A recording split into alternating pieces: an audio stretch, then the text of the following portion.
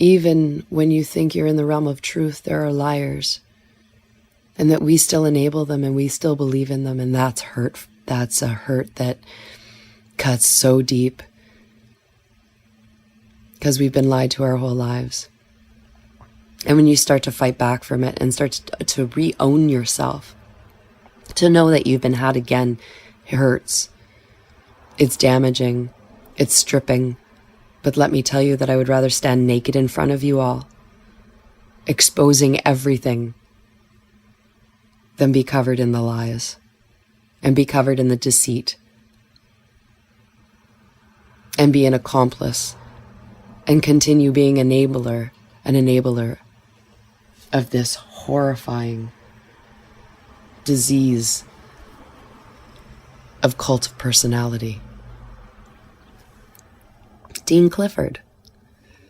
July of 2011, if I'm not mistaken, Dean Clifford hit the scene, and he was explaining legalese in a way that I could finally understand it. And so I started to really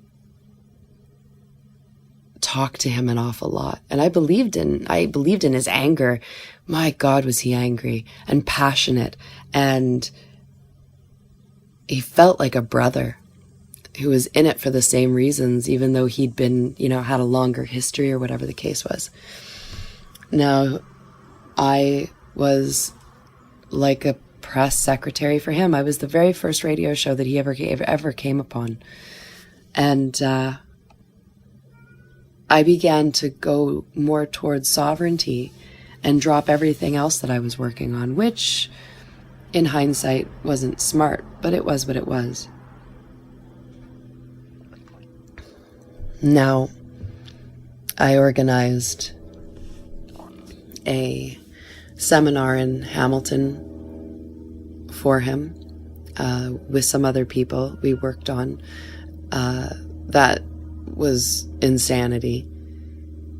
And it brought him in quite a bit of money, but there was a struggle.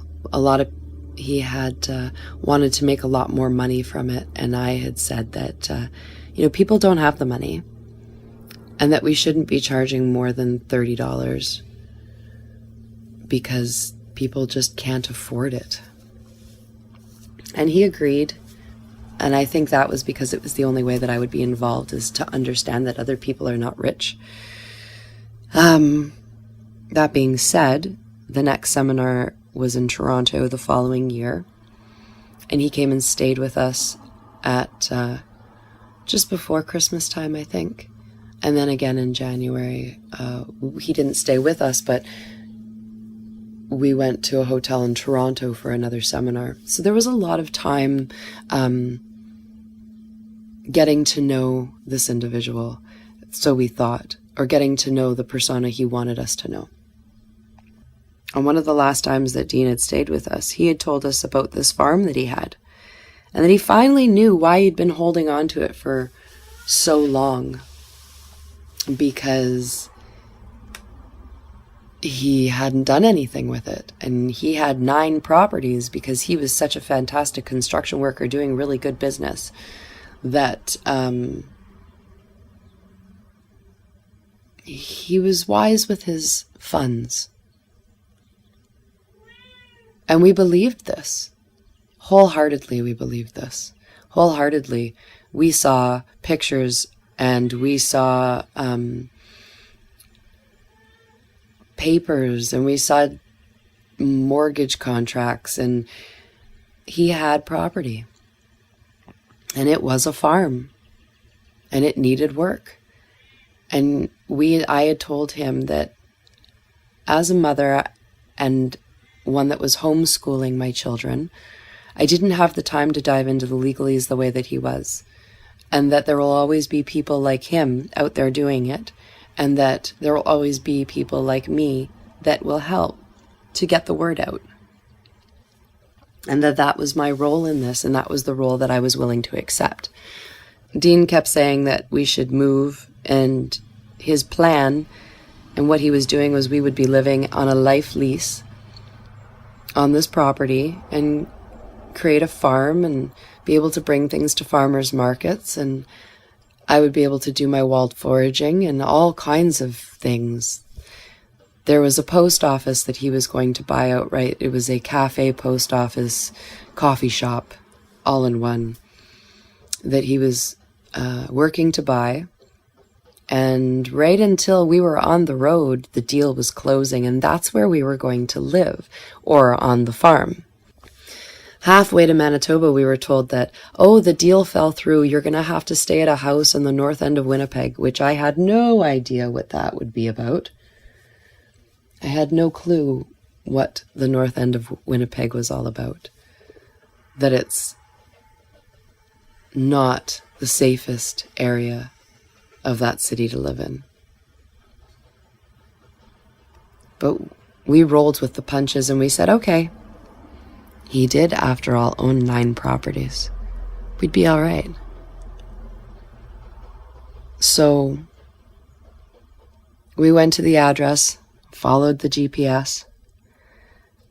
He warned me that he hadn't had the time to clean it. And so I expected that I had to wash floors, steam clean carpets, wash walls, that kind of thing. Normal. I didn't expect much.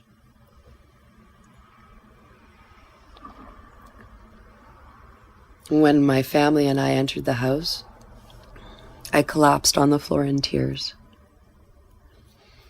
The upstairs toilet was coming through the kitchen ceiling. The entire living room carpet had been used as the outside grass for a dog, and the smell and stench of urine filled the entire house. The front door was held shut and locked, I suppose, by a 2x4 screwed in to either side of the door because it had been busted open. We were told by a drunken brother-in-law, or the drunken brother of his girlfriend at the time. The upstairs was disgusting. There was feces smeared all over the bathroom, blood all over all of the walls. And my husband, in that moment, almost left all of us for reasons I won't speak on air. But to no good ends, I assure you. We went to Dean's house.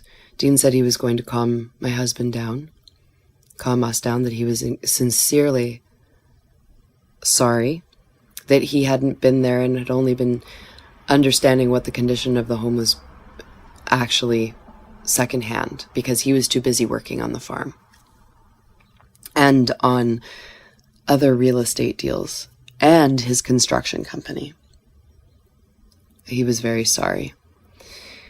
We went to his house. We ended up staying there for days, and then a crew of us, my family, my husband, him, and another fellow by the name of Darren, all went, and not his brother Darren, another Darren from Quebec, or Hull. And we cleaned everything, steam cleaner, which I paid for, he didn't pay for. And then he told me that I'd have to, this would just be temporary until the farm was ready. And I was looking at the bright side of everything and wanted to believe in this. And I was still enabling him because he was so busy. He couldn't get to these things. And he's doing such good works and he's answering so many emails and he's got so many demands on him that it was okay. We could survive this.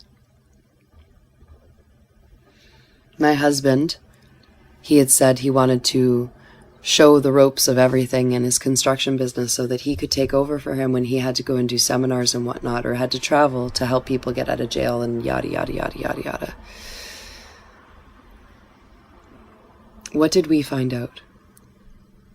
When we finally went to the farm, we found that he had life leased it to another family, that it was never intended for us. We wouldn't even be working on it. for gardens and vegetables and things. Although we did put our work into it. I put a hell of a lot of work into it. Then I started noticing things in his character. He was telling everybody that he was a fruitarian or a vegetarian, and yet he only consumed meat. He was telling everybody to not shop at corporate stores and only grow your own food and all of this, but he would put out there he was shopping at all the corporate stores, and he wasn't shopping with local farmers. He wasn't working with local farmers. He wasn't doing any of the things that he said he was doing. None of the things that he told us was true. My husband started working for him. I come from a family of construction workers. Not all of them, but my father built our homes, refinished our homes, redid our homes, did tons of construction. I have an uncle who's a construction worker. Let me tell you something about construction workers. They are up before the sun, and they are on the site just as it rises, and they work their asses off. This is what I know about construction workers. Dean Clifford didn't get out of bed until noon. Dean Clifford never did any work at his construction sites. He was letting them all go to bankruptcy. 9 properties, all tied up. Then we found out that he had a private investor. He had no money coming in. He wasn't paying my husband. My husband sat and talked to him and said, okay, we came out here. You promised us a certain quality of life. You said that this is the way that it was going to be, and this is not the way that it is. So now I have to go and find a job that will pay for me. And Dean said, no. I will pay you $500 a week, cash. He was actually paying me for the work that I was doing while he trained John.